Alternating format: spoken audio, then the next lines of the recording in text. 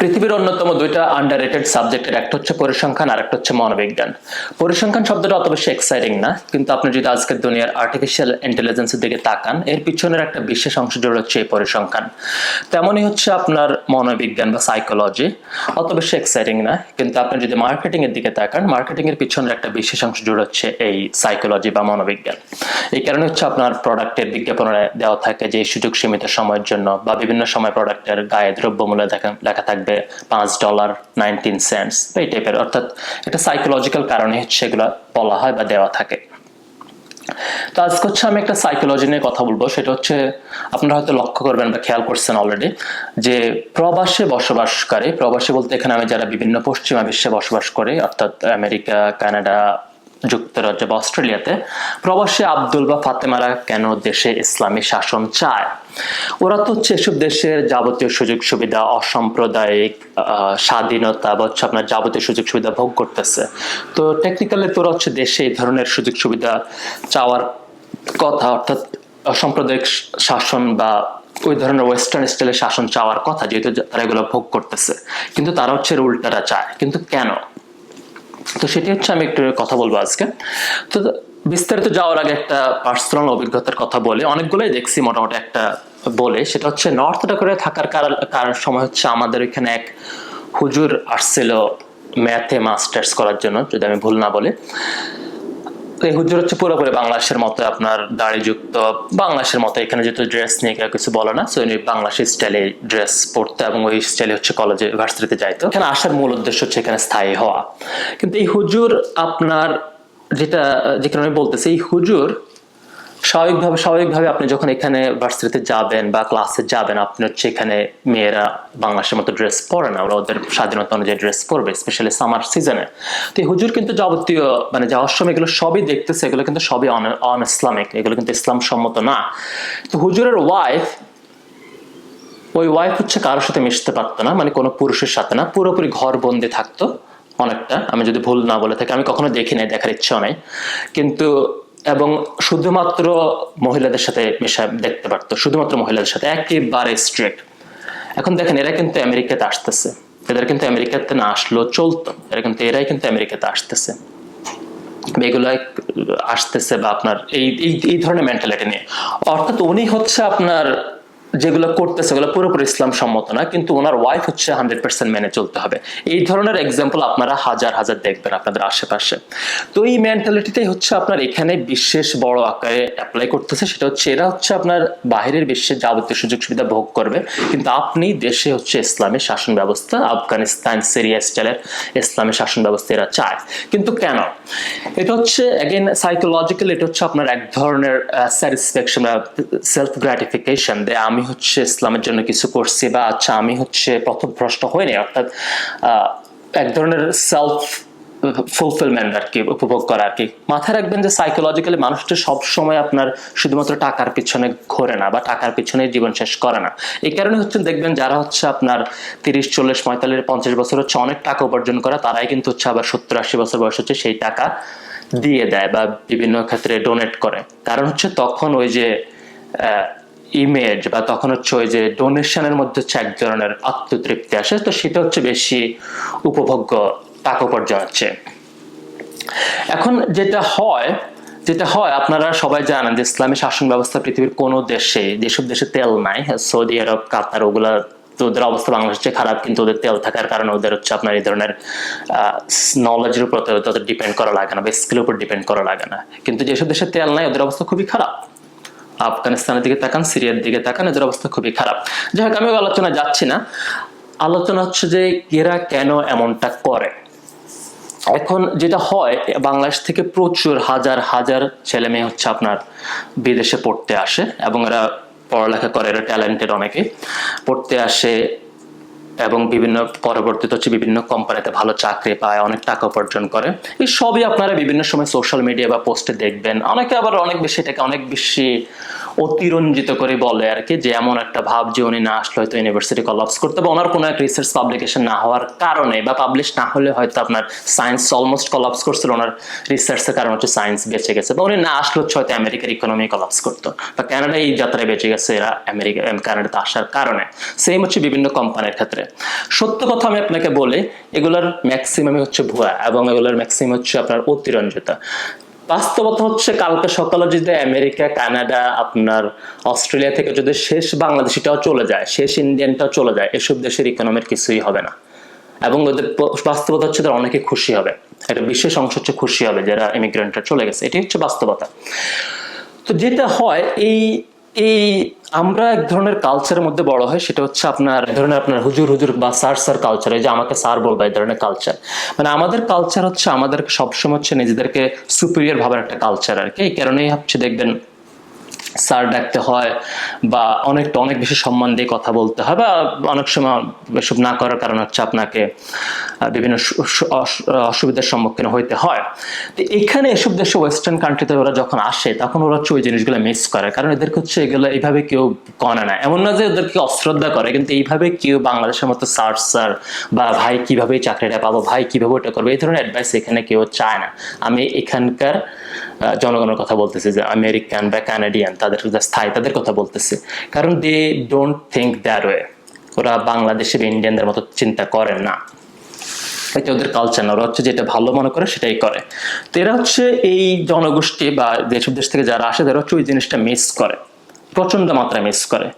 তো এই কারণে হচ্ছে দেখবেন অনেকে যখন এসব দেশে আসে, এরা হচ্ছে এক ধরনের অঘোষিত ইমিগ্রেশন অ্যাডভাইজার হয়ে যায়, যে কিভাবে এই দেশে আসবা, কিভাবে এটা করবা, কিভাবে এটা করবা। আপনার কাছে কেউ যদি পরামর্শ চায় সেটা আলাদা কথা, কিন্তু এই ধরনের হচ্ছে এক ধরনের অ্যাডভাইজার হয়ে যায় আপনার। এবং এটা আপনি সোশ্যাল মিডিয়াতে প্রচুর দেখবেন। দেখেন, টেকনিক্যালি আপনি যখন কোনো দেশের নাগরিকত্ব পেয়ে যান, বা কোনো দেশের গ্রিন কার্ড বা স্থায়ী আবাসন পেয়ে যান, আপনার টেকনিক্যালি আপনার হচ্ছে হাফ চিন্তা করা উচিত ওই দেশের মঙ্গল নিয়ে। আপনার শুধু বাংলাদেশ থেকে কিভাবে আরো বেশি আনতে হবে এটা নিয়ে চিন্তা করা উচিত না। যাই হোক, এটা তো গেল আপনার ইউনিভার্সিটি বা জবের কথা। ইউনিভার্সিটি জবে আপনি ভালো করলেন, অনেক টাকা উপার্জন করলেন, ভালো কথা, কিন্তু এরপরে যেটা সবচেয়ে বড় সমস্যা, আপনার এই দুইটা জিনিস দিয়ে কিন্তু আপনার দিনে 24 ঘন্টা চলে যায় না। দিনের যেটা আসে সেটা হচ্ছে আপনার 8 ঘন্টা ঘুমাইলেন, 8 ঘন্টা চাকরি করলেন, এরপরেও কিন্তু 8 ঘন্টা থেকে যায়। যেটা হয়, এই বিশাল ইমিগ্রেন্ট বা এরা হচ্ছে বাংলাদেশ এসব দেশ থেকে যারা আসে, এরা হচ্ছে এসব দেশের কালচারের সাথে খাপ খাওয়াতে পারে না, বা কালচারের সাথে মিশতে পারে না। 5, 10, 15 এবং 20 বছর এবং 50 বছরে মিশতে পারে না। প্রথমত হচ্ছে এরা, ইটস হার্ড, আপনাকে কেউ এসে আপনি হুট করে মিশে যেতে পারবেন না। এটা হচ্ছে ভাষাগত যে সমস্যাটা আছে সেটা তো আছে, কিন্তু এরপর আপনার যেটা হয়, যেটা হচ্ছে কালচারাল যে হেট, আমরা যে হচ্ছে পশ্চিমা কালচারের প্রতি যে আপনার ঘৃণা নিয়ে বড় হয়। এরা এইসব দেশে আসে টাকার জন্য বা উন্নত জীবনের জন্য, কিন্তু এরা সব কালচারের সাথে মিশতে পারে না। তারা হচ্ছে এক ধরনের আইসোলেটেড জীবনযাপন করে। আইসোলেটেড বলতে হয়তো নিজেদের কমিউনিটির ভিতরে। আপনি হচ্ছে ওই কালচারকে ঘৃণা করেন, আপনি মিশবেন কিভাবে? একটু চিন্তা করলে আপনি ধরতে পারবেন। দেখেন, বাংলাদেশে আপনি মেয়েরা হচ্ছে আপনার পর্দা মেনে চলতে হবে, বোরকা বোরকা পরে থাকতে হবে। আপনি এখানে হচ্ছে হাত পথ থেকে ঘাটে হচ্ছে আপনি দেখছেন যে এইভাবে কেউ চলতেছে না, বা আপনার বাংলাদেশে একটা মেয়ে আপনার ঠিকমতো পোশাক না পরলে ওকে আপনার বিভিন্ন সমস্যার সম্মুখীন হতে হয়। তো সেখানে তো আপনার অনেকেই, এখানে তো কেউ আপনাকে পাত্তাই দিচ্ছে না আপনার সেই ভ্যালুর। তো হচ্ছে এক ধরনের হীনমন্যতা, এক ধরনের হচ্ছে ঘৃণা পোষণ করে থাকে। এটা তো গেলাম শুধু ড্রেসের ক্ষেত্রে। আপনি গেলেন কোথায়, আপনি গেলেন বিচে গেলেন না, বউ নিয়ে ঘুরতে গেলেন, কিন্তু হঠাৎ করে দেখলেন যে অন্যরা হচ্ছে অনেক বেশি স্বাধীন, আপনি হচ্ছে কোন রকম বিচের আশেপাশে দিয়ে হাঁটতেছেন, তো আপনার এর চেয়ে বিচে না যাওয়াই বেটার। তারপর হচ্ছে ফ্রিডম, আপনি বলেন ছেলে মেয়ে, আপনি সারা জীবন হচ্ছে এই ছেলে মেয়ে এইভাবে ফ্রি মিক্সিং করা যাবে না, ফ্রি মিক্সিং করা যাবে না, কিন্তু আপনি এখানে এসে দেখতেছেন সেম জিনিস ঘটতেছে, কিন্তু আপনি কোনোভাবেই আপনার ওরকম কন্ট্রোল নাই, কারণ এখানে কি আপনি ডিরেক্টলি বলতে পারতেছেন না, হেই এটা ইসলামে হারাম, এটা করতে পারবে না, এই টাইপের আপনার কোনো কন্ট্রোল নাই। আপনি বুঝতে পারতেছেন তো ব্যাপারটা, মানে এক ধরনের পাওয়ারলেস বা এক ধরনের ঘৃণা, কিন্তু কিছু করতে পারতেছেন না, সেই ধরনের সিচুয়েশন এরা থাকে। এরপর বাকিগুলো তো আসছে আপনার, এখানে ধরলাম অ্যালকোহলের কথা বলতেছেন, বিয়ারের কথা বলতেছেন। বাংলাদেশে যেরকম চা দোকান রাস্তার মোড়ে মোড়ে, এখানে হচ্ছে আপনার বিয়ার বা মদের দোকান রাস্তার মোড়ে মোড়ে। আমরা যেরকম হচ্ছে বিভিন্ন সময় চা খাওয়ার জন্য যাই, যখন তখন চা খাওয়ার জন্য, যেখানে হচ্ছে মানুষ যখন তখন বিয়ারের জন্য যায়, এই যে হোল্ড মাই বিয়ার, এই জিনিসটা ওয়ার্ডটাই বুঝতে পারতেছেন, অর্থাৎ এটা কালচারটা হচ্ছে এরকম। এখানে মানুষজন জাস্ট বিয়ার শপে বা আপনার ব্রিয়ারিতে যায়। এই পুরাটাই হচ্ছে বাংলাদেশের এগেনস্টে বা হচ্ছে আপনার ইসলামিক কালচারের এগেনস্টে। এরপর বলেন নাইট ক্লাব, আরো আরো যাবতীয় বিভিন্ন জিনিস তো আছে। তো এই সবগুলো হচ্ছে এদের অ্যাগেনস্টে। এরপর আপনি আরেকটা ইসরায়েলের কথা অ্যাড করলাম। বাংলাদেশে আপনি মানে চিরুনি দিয়ে খুঁজলে হয়তো ইহুদি পাবেন না, বা ইসরায়েলের এজেন্ট তো পাবেনই না, কিন্তু এখানে আপনি হচ্ছে দেখলেন যে মানুষজন অনেক প্রো ইসরায়েল, পতাকাটা হচ্ছে ইসরায়েলের পতাকা। তো আপনি হচ্ছে এক ধরনের পুরাপুরি প্রচন্ড ঘৃণার মধ্যে থাকে, কিন্তু ওরকম কিছু একটা করার স্কোপ নাই, এর মধ্যে দিয়ে হচ্ছে এই কমিউনিটি বড় হতে থাকে। এই কারণে যখন দেখবেন একটু স্কোপ আসে, যেমন সে ধরেন এখন প্যালেস্টাইনের থ্রুতে একটু স্কোপ আসছে, দেখবেন এটার বিস্ফোরণ ঘটে। আমেরিকাতে থেকে হচ্ছে এরা হচ্ছে এই মুসলমানরা হচ্ছে আমেরিকার পতাকা পোড়াচ্ছে, আমেরিকাতে থেকে হচ্ছে আমেরিকার পতাকা নামায় প্যালেস্টাইনের পতাকা নামাচ্ছে, ওড়াচ্ছে। আমেরিকাতে হচ্ছে আপনার এই আমেরিকাতে বলতেছে ডেথ টু আমেরিকা স্লোগান দিচ্ছে। এই অবস্থা, তার মানে বুঝতে পারতেছেন কি পরিমাণে কালচারাল ঘৃণা। সেম ইউকে, অস্ট্রেলিয়া, জার্মানি, সব সব জায়গায় সেম। তো যেটা হয়, বাংলাদেশ থেকে যখন এরা এখানে আসে, বাংলাদেশে কিন্তু বাংলাদেশ থেকে কিন্তু আপনি এটা ধরতে পারবেন না। আমি এখানে আসছি দেখে আপনাকে আমি জিনিসগুলো অবজার্ভ করে দেখে বলতেছি, বাংলাদেশ থেকে কিন্তু এটা অনেকের পক্ষে বলা সম্ভব না। তো বাংলাদেশে যখন কোনো ইমিগ্রেন্ট এরা যখন বাইরে আসে পড়ালেখার জন্য, এদেরকে হচ্ছে অনেক অনেক হাই এই রেসপেক্টেড ওয়েতে দেখা হয়। যদিও ওয়ার্ল্ড স্কেল ইটস নাথিং, তারপর অনেকটা রেসপেক্টেড স্কেলে দেখা হয়। মনে হচ্ছে ভাই ওইখানে বোধহয় বাঘ মেরে ফেলতেছে, বা ভাই মনে হচ্ছে আমেরিকাকে এই যাত্রায় সেভ করে ফেলতেছে। বাস্তবতা হচ্ছে নোবডি কেয়ারস, নোবডি কেয়ারস। তো সেই আমি যেটা বলতেছি, ওই যে সার কালচার থেকে এখানে আসে, এখানে হ্যাঁ আমি এগেন বলতেছি আপনি টাকা উপার্জন করতেছেন, ট্যালেন্ট বলতেছেন, সেগুলো আলাদা জিনিস। আমি এখানে কালচার দিকে ফোকাস করতেছি। তো ওই ওই কালচারাল রেসপেক্ট বা হচ্ছে আপনার এই এক ধরনের হুজুর হুজুর বা সার যে জিনিসটা, এটা এরা কখনোই উপভোগ করে না এবং এটা পায় না। তো এই জিনিসটা ওরা মিস করে। এই মিস করার কারণে হচ্ছে ওরা বাংলাদেশ থেকে সেই জিনিসগুলোকে এটাকে ইনপুট করার চেষ্টা করে। অর্থাৎ এদের এখানে থেকে ওরকম ইনফ্লুয়েন্স নাই, কিন্তু ওই এখানে থাকার কারণে সেম ইনফ্লুয়েন্সটা হচ্ছে ওরা বাংলাদেশে আছে, ইফ দ্যাট মেক সেন্স। তো ওরা হচ্ছে এই ইনফ্লুয়েন্সটা, এখানের ইনফ্লুয়েন্সটা বাংলাদেশ এখানে আসার কারণে যে ইনফ্লুয়েন্স ক্রিয়েট হয়েছে বাংলাদেশে, সেটা হচ্ছে ওরা কাজে লাগানোর চেষ্টা করে। অর্থাৎ এখানে ওরা যে অন ইসলামিক জিনিসগুলো দেখে, সেটার ইনফ্যাক্ট ওরা হচ্ছে বাংলাদেশে ফেলার চেষ্টা করে। অর্থাৎ ওরা ভাবে যে বাংলাদেশের অবস্থা বোধহয় সেম, তার মানে হচ্ছে বাংলাদেশে আরো বেশি ইসলামিক শাসন প্রয়োজন এবং বাংলাদেশে ইসলাম প্রয়োজন। এর ফলে হচ্ছে ওরা এক ধরনের আত্মতৃপ্তি পায় এবং মনে হচ্ছে যে ওরা কিছু একটা করছে। ওরা ভাবে যে আমি তো এখানে অনেক খারাপ কাজ করতেছি, এগুলো দেখবেন, এগুলো আমার কথা না, অনেক পোস্টে দেখবেন আমি এখানে তো অনেক অন ইসলামিক, বা এখানে তো এক ধরনের পাপের মধ্যে ডুবে আছি, দেশে যদি ইসলামী শাসন ব্যবস্থা করা যায় তাহলে হচ্ছে এক ধরনের দায় মুক্তি হবে। এবং এরা এখানেও করে, এখানেও আপনার এই যে শরিয়া শাসন যাচ্ছে বিভিন্ন দেশে বা প্রোটেস্ট হচ্ছে, এদের ইনফ্লুয়েন্স হচ্ছে দেশে কাজে লাগানোর চেষ্টা করে। এবং এর ফলে হচ্ছে আপনারা হয়তো অলরেডি ধরতে পারছেন বাংলাদেশে কি অবস্থা, কিন্তু এগুলো হচ্ছে এর ফলে হচ্ছে আফগানিস্তান বা আপনার বিভিন্ন দেশের মতো বাজে সিরিয়া, ইয়েমেন, সোমালিয়ার মতো অবস্থা ক্রিয়েট হয়। এরা কিন্তু সমস্যায় পড়বে না, আপনি সমস্যায় পড়বেন। কারণ এরা যখন আপনার সমস্যায় পড়বে না, তখন এস্তোনিয়া থেকে আপনাকে হচ্ছে বলছে যে এই করো সেই করো, কিন্তু যখন দেখলো যে উনি বড় কোনো পদে পাচ্ছে না বা হচ্ছে ওনার ওই ধরনের গ্র্যাটিফিকেশন আসতেছে না সেম ক্যানাডা থেকে, তখন আর বলতেছে না না দেশে কোনো ফিউচার নাই, বাইরে চলে আসো। কারণ উনি তো বাইরে আছে। অর্থাৎ দুই দিক থেকে একটু চিন্তা করলে ধরতে পারবেন, দুই দিক থেকে উনি হচ্ছে ওনাকে হায়ার রাখতেছে। এই প্রবাসীরা নিজেদেরকে সেলফ গ্রাটিফিকেশন ভোগ করতেছে। আপনি একটা হচ্ছে ইসলামী শাসন ব্যবস্থা কায়েম করা, সেটা যদি দেখে যে অনেকে পছন্দ হচ্ছে না, তখন বলবো যে দেশে কোনো ফিউচার নেই, বাইরে চলে আসা। অর্থাৎ সব দুই দিক থেকে হচ্ছে নিজেকে উপরে রাখা হচ্ছে। আপনি যখন এস্তোনিয়ার নাগরিকত্ব পাচ্ছেন, আপনার উচিত হচ্ছে বাংলাদেশের 50% ভাবার পাশাপাশি আপনার 50% হচ্ছে এস্তোনিয়াকে নিয়ে ভাবা। কিন্তু অনেক ক্ষেত্রে দেখবেন আমাদের এই প্রবাসীরা হচ্ছে কিছু করেন, ওরা যাবতীয় মন পড়ে থাকে, ওরা দেহ থাকে বাইরে, মন পড়ে থাকে দেশের নিয়ে কথা বলে বা দেশের এগুলো করে। কারণ হচ্ছে এরা এগেন এই কালচারের সাথে মিশতে পারে না। আমি এখানে এমনও দেখছি, আপনি 30 বছর ধরে আছে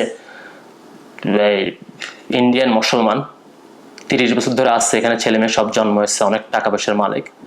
ইরানিয়ানদেরকে বলতেছে আওয়ার পিপল, আমেরিকানদেরকে বলতেছে দেয়ার। আমেরিকার যাবতীয় সুযোগ সুবিধা ভোগ করতেছে। এনিওয়ে, আপনি হয়তো এখন বলবেন যে এগুলো কি কাল্পনিক বা এগুলো কি আমার অবজারভেশন, তো ভুল হইতে পারে। আমি কয়েকটা এক্সাম্পল দিই, তাহলেই ধরতে পারবেন। 9/11 যে ইসলামিক সন্ত্রাসী হামলা হয়েছিল টুইটারে, এগুলো হয়তো অনেকে ভাবে যে বাইরে থেকে হচ্ছে এক ঝাঁক জিহাদি সন্ত্রাসী গোষ্ঠী এসে হামলা চালাইছে। না, 9/11 পিছনে একটা বিশেষ অংশ ছিল বিদেশি পড়তে আসা ছাত্ররা হচ্ছে আপনার জার্মানিতে পড়তে আসছিল, অর্থাৎ ওয়েস্টার্ন কালচারের প্রতি যে ঘৃণা।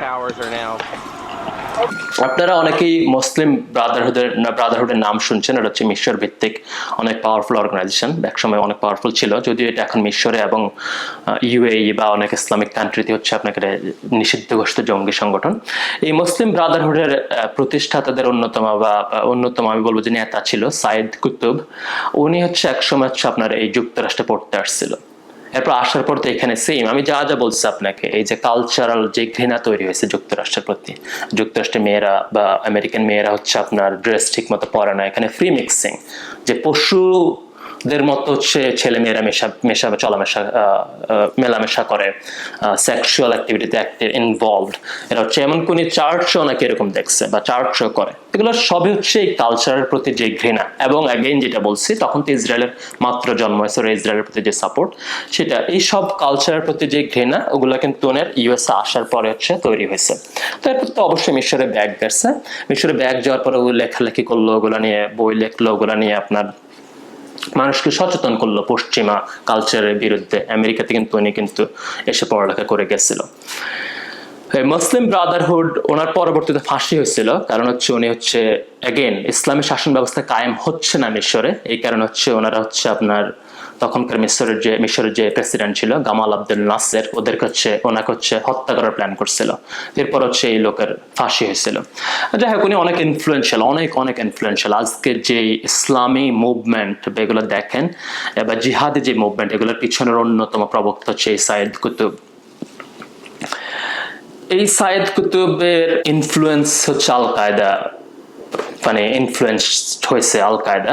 এবং আল কায়দা যে কিছুদিন আগে বা কয়েক বছর আগে যে আল কায়দার যে হেড ছিল জাওয়াহিরে, এই জাওয়াহিরের কিন্তু অন্যতম গুরু হচ্ছে এই সাইদ কুতুব। অর্থাৎ দেখেন ইনফ্লুয়েন্স কোথায় গিয়ে লাগে। ইরানে যে ইসলামী বিপ্লব হয়েছিল, অর্থাৎ 1979-তে যখন ইসলামী বিপ্লবের মাধ্যমে ক্ষমতা দখল করছিল, তখন এই আমেরিকা বা বিভিন্ন দেশে পড়তে আসা ছাত্ররা কিন্তু ইরানের ইসলামী বিপ্লবকে সাপোর্ট করছে এবং অনেকে কিন্তু এটার পক্ষে রাস্তায় নামছে এবং অনেকে ইরানে গিয়ে এটার পক্ষে ছিল। তো রুহুল্লাহ খমেনি যে হচ্ছে ইরানের তখন হচ্ছে আপনার সুপ্রিম লিডার ছিল বা সুপ্রিম লিডার হয়েছে ইসলামী বিপ্লবের মাধ্যমে, সে কিন্তু ফ্রান্সে ছিল এবং অনেকে ছাত্র কিন্তু হচ্ছে বাইরে থেকে সাপোর্ট করছে। আপনি হয়তো ভাবতেছেন হ্যাঁ বাংলার সাথে মনে হচ্ছে মিলে যাচ্ছে, হ্যাঁ মিলে যাওয়ারই কথা, মিলে যাচ্ছে, কারণ সেম জিনিস হিস্ট্রিতে সবসময় সবকিছু নতুন ঘটে না, বরং বিভিন্ন প্লেসে হচ্ছে পুরনো জিনিস নতুন করে ঘটে। তো ইরানের এই ইসলামিক মুভমেন্টের একজন মহিলার নামে আমি বলেন, নাম হচ্ছে আপনার মাসুমি ইফতিখার। এই মাসুমি ইফতিখার কিন্তু বড় হয়েছিল আপনার আমেরিকাতে, ফিলাডেলফিয়াতে। ইরানের সাথে আমেরিকার যে এখন যে খারাপ সম্পর্ক, এর পিছনে হচ্ছে ইরানিয়ান স্টুডেন্ট হচ্ছে আমেরিকার এম্বাসি দখল করে নিয়েছিল 444 দিনের জন্য। এই 444 দিনের জন্য যখন ইরানের মুসলিম স্টুডেন্ট ফর ইমামস লাইন, এরা যখন ইরানিয়ান আমেরিকান এম্বাসি যখন দখল করে নিয়েছিল, এদের যে নেতৃত্ব দানকারী বা এদের যে স্পোকস পার্সন ছিল, সেই হচ্ছে এই মাসুমে Iftekhar.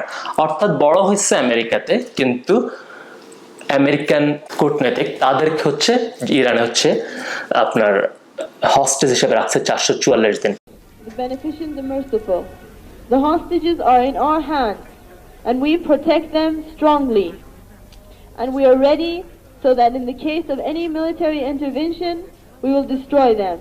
If they don't return him, the trials will start, and the hostages will be tried, and they'll be tried in a Islamic court, and the sentences will be carried out on them based on Islamic principles.